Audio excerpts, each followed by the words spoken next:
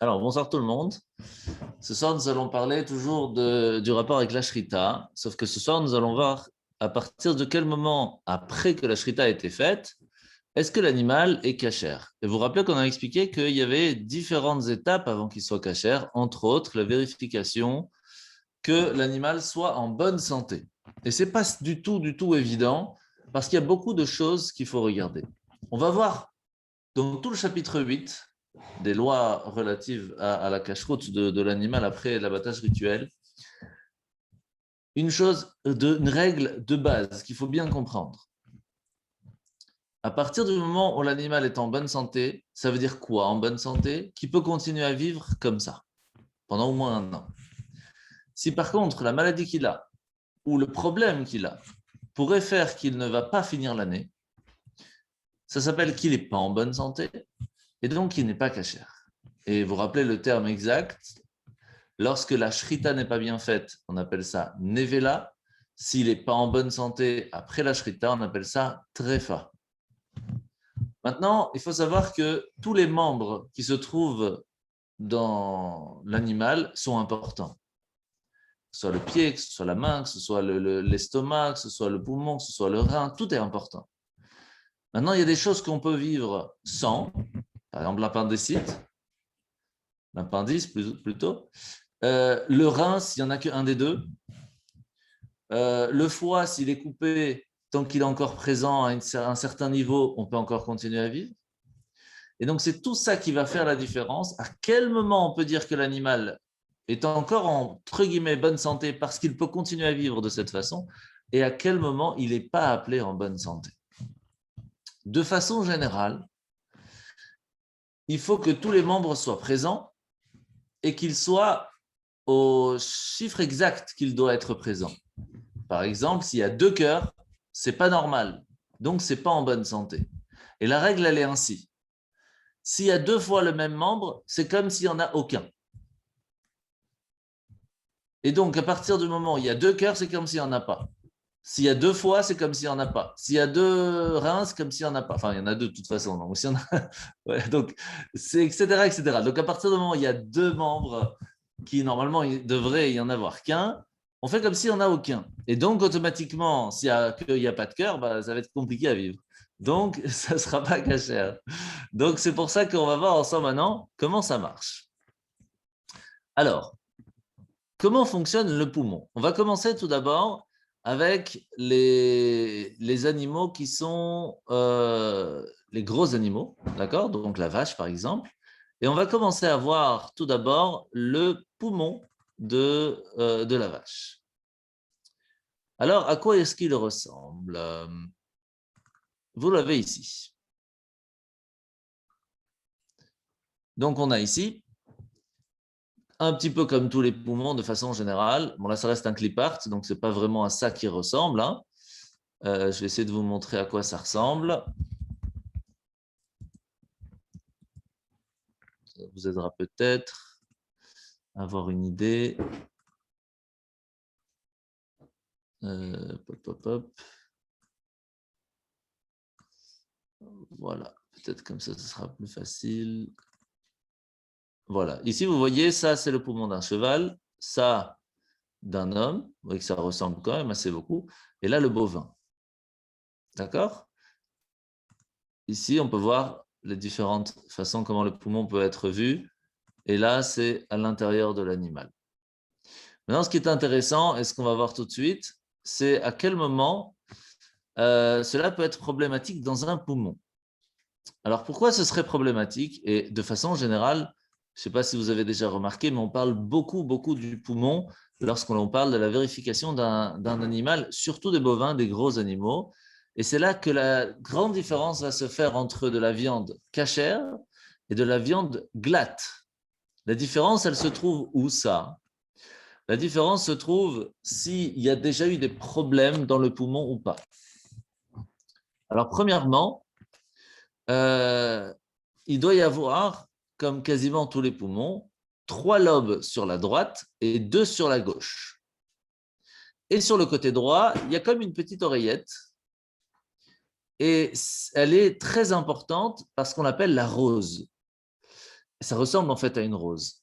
Mais ça ne compte pas parmi les 5 lobes qui sont importants, qui permettent que le poumon fonctionne convenablement.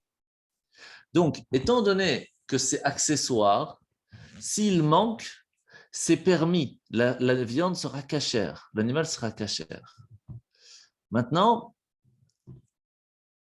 si il est troué, le problème, c'est que maintenant, il est présent et il n'est pas fonctionnel convenablement. Et donc, ça fait que l'animal n'est pas en bonne santé. Si par contre, il manque carrément un des lobes, ou qu'ils sont inversés, ou qu'ils sont trop proches l'un de l'autre, comme si c'était un supplémentaire, etc. La même chose, s'il y a la place d'en avoir 5, il y en a 6, c'est pas cachère. Pourquoi? Parce que, comme on a déjà dit, s'il y en a un de plus, c'est comme si on en enlève un autre. Donc, à la place d'en avoir 5, c'est comme s'il y en avait 4. Et donc, ce ne sera pas cachère. À partir du moment où il y a un problème dans le poumon, il est divisé, il est coupé, il y a un manque, il y a un problème, il y a un trou quelque part, il y a un endroit qui se décompose. Et de façon générale, c'est ça le problème, c'est qu'il se décompose. Ou alors qu'il est trop gonflé, c'est anormal. Ou alors qu'il a complètement rétréci, il est devenu sec. Dans ces cas-là, ce ne sera pas non plus cachère.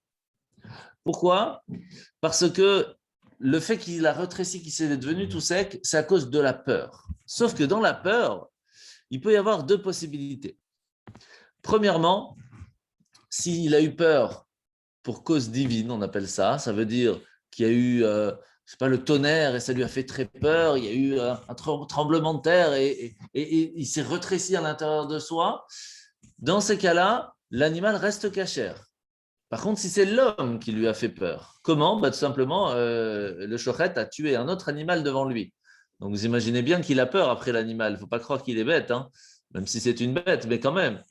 Il faut faire attention de ne pas lui faire peur, parce que si le poumon se rétrécit à cause de l'humain, ce ne sera pas cachère. Alors, non, la question, bien sûr, c'est comment on peut vérifier qui a fait peur? Alors, c'est très simple. On va mettre le poumon dans l'eau pendant un certain temps. Alors, si c'est en hiver, on le met dans du tiède. Si c'est en été, on va le mettre dans l'eau froide pour que ça arrive à une certaine température. Si le poumon reprend sa forme normale, ça veut dire que ça a été provoqué par la crainte d'un phénomène naturel et donc c'est cachère. Si elle n'est pas revenue à sa taille normale, ce n'est pas cachère parce qu'à ce moment-là, ça montre que c'est l'humain qui lui a fait peur. Alors, pourquoi du comment c'est comme ça que ça fonctionne? Je ne sais pas, mais en tout cas, c'est comme ça qu'on doit vérifier. Maintenant, je vous rappelle que je vous avais parlé, s'il manque un membre, ce n'est pas cachère parce que ça s'appelle qu'il y a un défaut majeur sur l'animal et donc c'est problématique dans sa santé. Donc, imaginez, vous voyez un animal où il lui manque une patte arrière, ce n'est pas cachère. Même chose, s'il a 3 pattes arrière, ce n'est pas cachère. Par contre, dans les pattes avant, c'est un peu différent. La même chose, s'il a 3 pattes avant, s'il y a une de ses pattes qui a été coupée, ça restera cachère. Pourquoi? Parce qu'il peut continuer à vivre s'il lui manque une patte devant. Mais derrière, non. C'est une grande différence qui est très importante.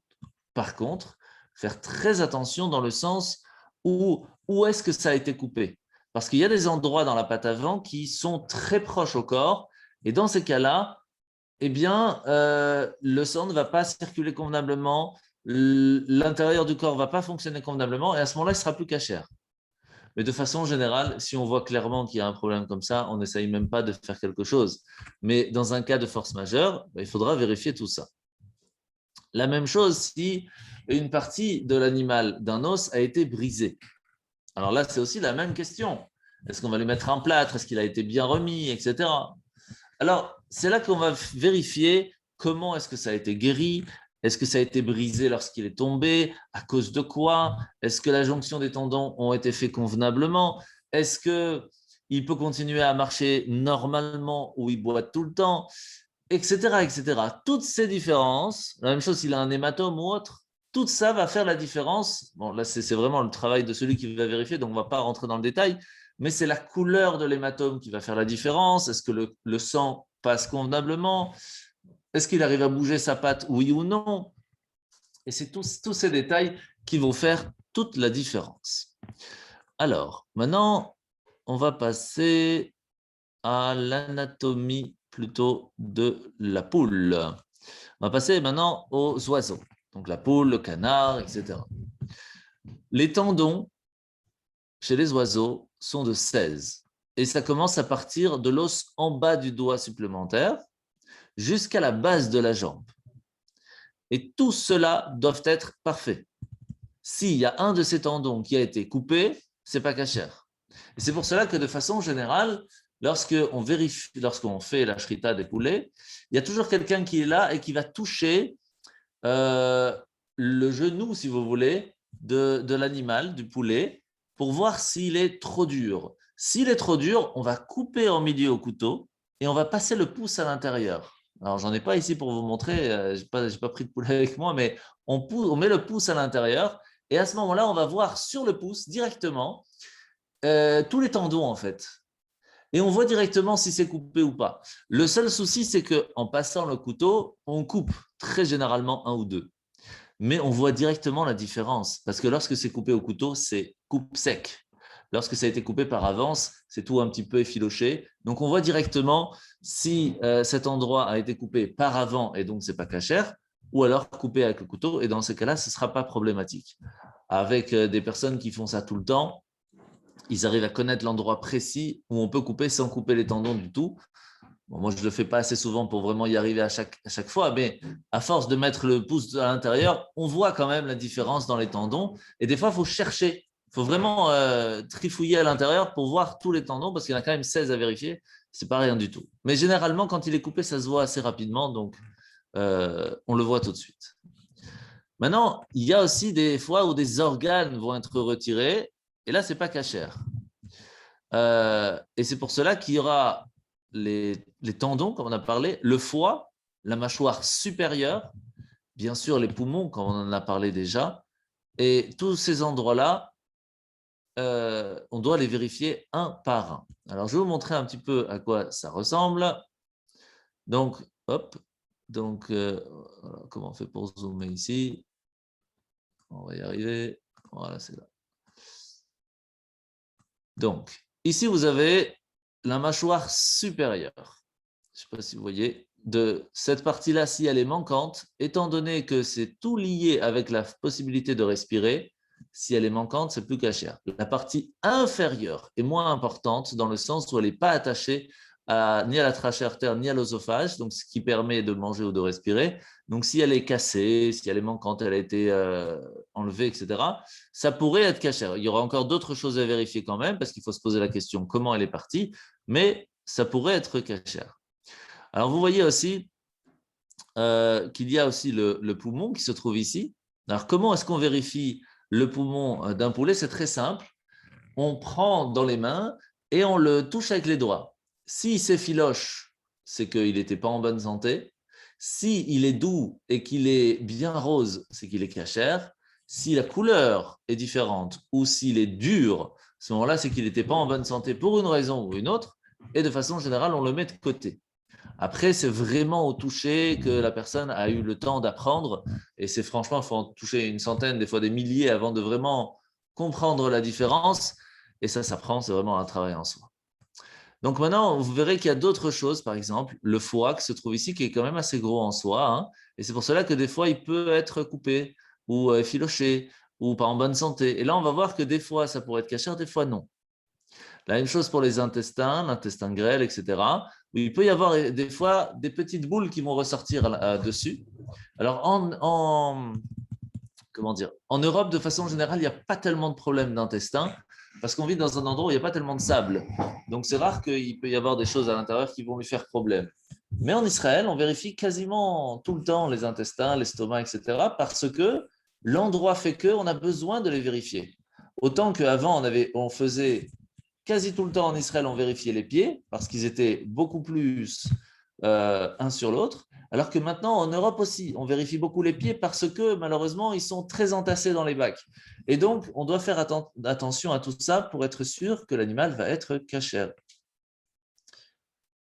Alors, c'est pour cela que si le foie a été complètement enlevé, c'est sûr qu'il n'est pas cachère. Par contre, s'il reste un petit peu, comme je vous ai expliqué, un foie, même petit, peut reprendre sa forme plus tard et peut même faire vivre l'animal pendant un long moment. Et donc, ça s'appelle quand même en bonne santé. Alors, il faut quand même qu'il ait un certain volume, le volume d'une olive. Et à ce moment-là, ce sera cachère. La même chose si le foie s'est déplacé un petit peu. Dans ces cas-là, ce n'est pas problématique tant qu'il est encore viable et qu'il tient dans le corps et qu'il fait son travail. Et par contre, s'il a été retiré et puis remis, il pend, ça veut dire qu'on voit qu'il est coupé et qu'il ne fait plus son travail, à ce moment-là, c'est comme s'il est plus présent. Et donc, ce ne sera pas cachère. Alors, maintenant, il y a deux choses que l'animal peut vivre sans. C'est la matrice, donc c'est ce qui permet de faire comment on appelle ça, des œufs, d'accord? Ou autre chose, par exemple, le rein, s'il y a un des deux reins qui a été enlevé, comme dans les animaux ou même les humains, s'il y a un rein d'enlevé, on peut vivre. Ce qui fait que l'animal est toujours permis. Par contre, attention, parce qu'il peut y avoir des fois où le deuxième rein, celui qui est présent, eh bien, est trop petit et donc n'est pas viable pour faire continuer l'animal à vivre et donc il n'est plus cachère. Par contre, ce qui pourrait être problématique, c'est lorsque un des deux reins s'effrite. À ce moment-là, c'est un autre problème parce qu'il peut amener une maladie sur les autres endroits. Et dans ces cas-là, c'est problématique et donc ce ne sera pas cachère. C'est pour cela qu'à chaque fois qu'il y a du pus, etc., là, c'est problématique parce que l'un peut rendre malade l'autre membre. Et donc, c'est un problème. Par contre, si l'eau qui se trouve à l'intérieur est propre, alors ce sera permis. Voilà pour ce soir. Donc, pour résumer, s'il y a un membre en plus, ça annule l'autre. S'il y a un problème de maladie problématique majeure qui fait que l'animal ne peut plus vivre, et là, après, il faut vraiment aller étudier quels sont les endroits précis qu'il faut aller vérifier pour être sûr que c'est cachère, et que de façon majeure, il ne va pas passer l'année, c'est plus cachère. Si par contre, il peut continuer à vivre dans ces cas-là, ça reste cachère. Alors, quelle est la différence entre un animal que l'on dit cachère et un autre que l'on va dire glatte? Vous avez entendu parler de glatte, j'imagine.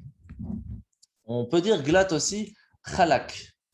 C'est chez les séfarades, on appelle ça chalak ou chalak bet Yosef. C'est quoi la différence? C'est dans le poumon. Lorsqu'on met la main dans le poumon et qu'on voit qu'il y a des petits fils comme ça qui sont attachés, ça veut dire qu'à un certain moment, l'animal est tombé malade. Mais des fois, rien de grave, juste une petite grippe. Et il a guéri, que ce soit avec un médicament ou même tout seul. Si quand on va enlever doucement ces petits fils, cela va être totalement lisse. Ça montre qu'il n'y a jamais eu de trou dans le poumon. C'est cachère. Et d'après certains, si c'était des tout petits fils, et on voit bien que c'était vraiment une petite grippette de quelques jours, alors c'est même appelé glatte, parce que glatte veut dire en yiddish chalak, qui veut dire en hébreu lisse. Le poumon à l'intérieur était totalement lisse. Par contre, lorsqu'il n'y a rien du tout, c'est-à-dire que quand on ouvre le poumon, il est limpide, il est top, il est extraordinaire, dans ces cas-là, c'est du glatte 100%. C'est du chalak top, top. Et bien sûr, ça coûte beaucoup plus cher parce que c'est beaucoup plus rare. Et donc, c'est pour cela que là, ça se rappelle du glatte top. Pour vous donner un petit statistique, et après on s'arrête là, sur 100 animaux, on a une trentaine de cachères. Sur 30 cachères, on a 2, 3, si on a de la chance, glatte. Et donc, vous imaginez bien que le prix du glatte ne sera pas le même que celui du cachère. Et inversement, le cachère ne sera pas le même que celui du pas cachère. Parce que voilà, le travail n'est pas le même, la recherche n'est pas la même, et la demande non plus n'est pas la même. Si vous avez des questions, avec plaisir. Comment dans un magasin peut-on reconnaître, Rav, est-ce qu'il y a un signe distinctif? Est-ce que c'est marqué sur un emballage que l'animal est glatte? Ah oui, c'est marqué glatt kasher ou chalak dessus. Ou chalak ou glatt, et c'est quasiment la même chose. Parce qu'après, même dans glatt, comme je vous ai expliqué, il y a des petites différences. Il y avait quand même des petits fils sur le poumon, on les a enlevés et c'est devenu. C'est sous ces petits nuances qui vont faire le vrai top halak ou le un peu moins. Mais de façon générale, c'est marqué halak ou glatt. Vous êtes sûr que c'est du kasher top, quoi. Alors, Baruch nous pose la question, quelle est la différence entre un animal qui va vivre encore au moins 30 jours ou au moins une année? Non, ce n'est pas un problème de est-ce qu'ils peuvent vivre ou pas. Comment expliquer? À partir du moment où il est en bonne santé, top sur le moment, ça se voit tout de suite dans l'animal. C'est ce qu'on appelle un animal qui peut vivre une année. Quand il y a un problème, c'est qu'on ne sait pas. Et c'est là qu'on va vérifier. Lorsque les problèmes arrivent, c'est déjà plus glatt. Tout simplement. Ok. Ok. D'autres Et pour questions? qu'il soit cachère au minimum, il faut au minimum 30 jours de vie. D'accord. Selon, c'est pas si évident. C'est pas Ah, c'est si- pas ça si- dépend. Ça dépend le problème qu'il y a à l'intérieur de l'animal. Parce que si c'est un problème majeur, ça ne s'appelle pas vivant. Si c'est un problème Ok. mineur, alors c'est autre chose. Parce que entre vie et survie, c'est pas la même chose, faut pas oublier. Il peut très bien vivre pendant des années avec une patte cassée. Pourtant, est-ce que ça s'appelle vivre et être en bonne santé? Ça dépend où c'est cassé. Par exemple, un volatile qui a une aile cassée, il peut vivre pendant des années et il suffit qu'une fois l'aile se déplace et touche le poumon et c'est fini. Donc, que veut dire vraiment vivre 30 jours ou un an? Ça va dépendre de ce qui a été cassé, de ce qui est problématique et de quelle maladie il a reçu. C'est pour ça qu'il faut vraiment vérifier chaque chose et chaque partie du corps a sa propre halakha. Ok, parfait. Merci. Autre question? Baruch Hashem? Baruch Hashem. Eh bien, chazak à tous et Chazak, hein. faites Merci, attention. Laurent. Avec plaisir. Bonne soirée, Arnaud. Merci. N'oubliez pas Chazak que Baruch. c'est Shabbat bientôt. Hein. Vous êtes prêts pour manger le gâteau au fromage? Qu'est-ce qui est plus important, manger le fromage ou écouter les 10 commandements? Ah, les 10 commandements. Les 10 gâteaux au fromage. Écoutez les 10 commandements en mangeant du fromage. Voilà. Bravo, Razak. On voit les connaisseurs. Merci beaucoup. Avec Bonne plaisir. soirée. Ciao tout le monde. Bonne fête de Shavuot. En bonne santé. Au revoir. Merci vous aussi.